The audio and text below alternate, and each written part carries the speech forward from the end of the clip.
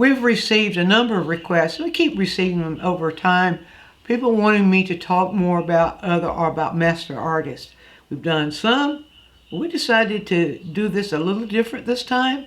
We're in Roger's studio at Salty Live, and we decided we will take Andrew Wyeth this time, and then our next quick tip, we'll give you another little surprise like this.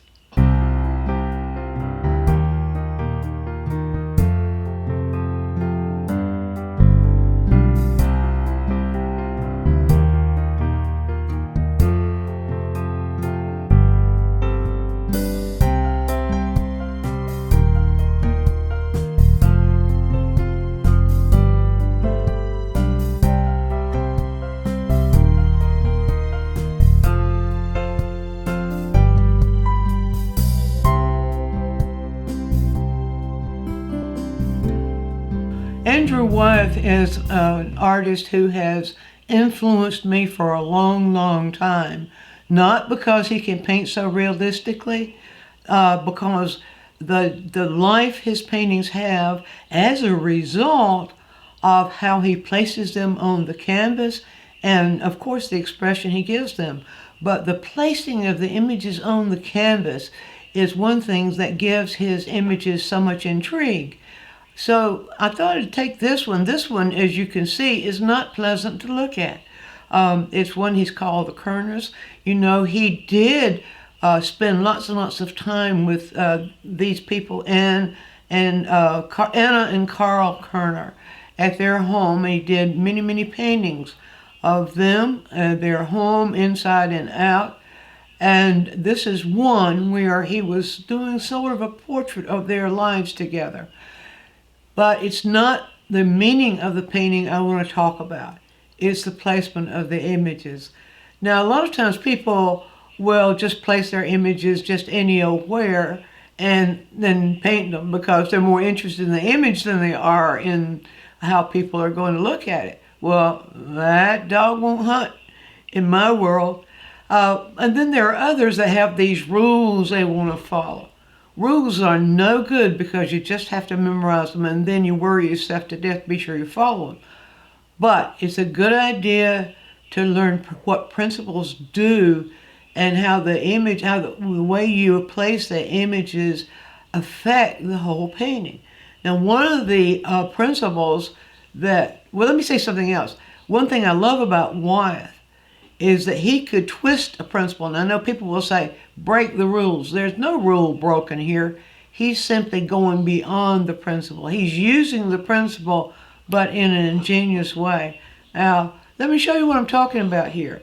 I'm talking about the way he's placed those images and how he's balanced them, at the same time given them the meaning he's given them by the way he's balanced them. So, the principles of balance, there are two major principles of balance he's working with here. One principle of balance is that an image that is isolated, such as Anna is here, carries a lot of weight. Another principle of balance is that a large shape, such as the whole negative space we see right in here, a large shape carries more weight than a smaller shape. And these are not rules, but these are the ways our eyes respond to what we're looking at on a two-dimensional surface.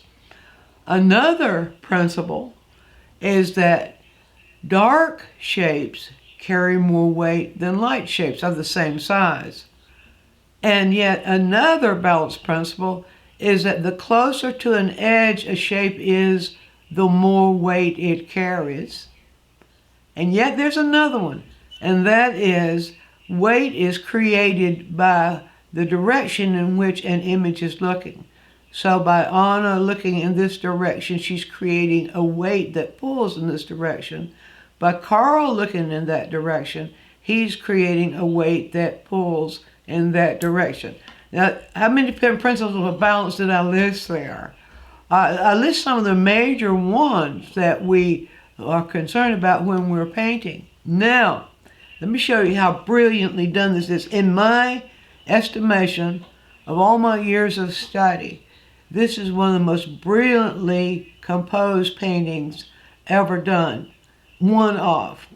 There are several, but this is one of them. And what I explained to you earlier about how the principle of balance is used, plus this one other thing I want to point out to you, shows you how Wyeth so brilliantly placed the images he created here. So if you remember, those of you who are kept up with our quick tips over the years, past 10 years, there is one on rebatment, also pronounced rebatment, and that is the relationship of placing images according to the division of space. In a rebatment, it works. Rebatment is very, very similar to the golden principle or the golden mean. When the short side and the long side, let me say this way, there is a square two squares in every rectangle. There is a square on this side, and then if you turn it around, you see the square is on that side. The extra part is the rebatment. You see, that can be switched around in any direction like that. Now, in the golden rectangle, the proportion always remains the same. That in this is, by the way, this is a Fibonacci tool. I have to get that. So the Fibonacci tool, you can get these on eBay, I believe it is. Or it's Etsy. No, you can get it on Etsy. Fibonacci tool is the golden mean proportion. And you can use the golden mean proportion for placing shapes. Well, if you'll notice, this white space between Carl and Anna is creating a square by the way the division is made with where he's placed Carl right here. You can see that. You can see the edge, this edge is about the same length as this portion of this edge. And then this is rebatment right here. So that principle of rebatment is one we'll often use. We'll use it in other ways too, but often use if we've got two parts of the story we want to tell.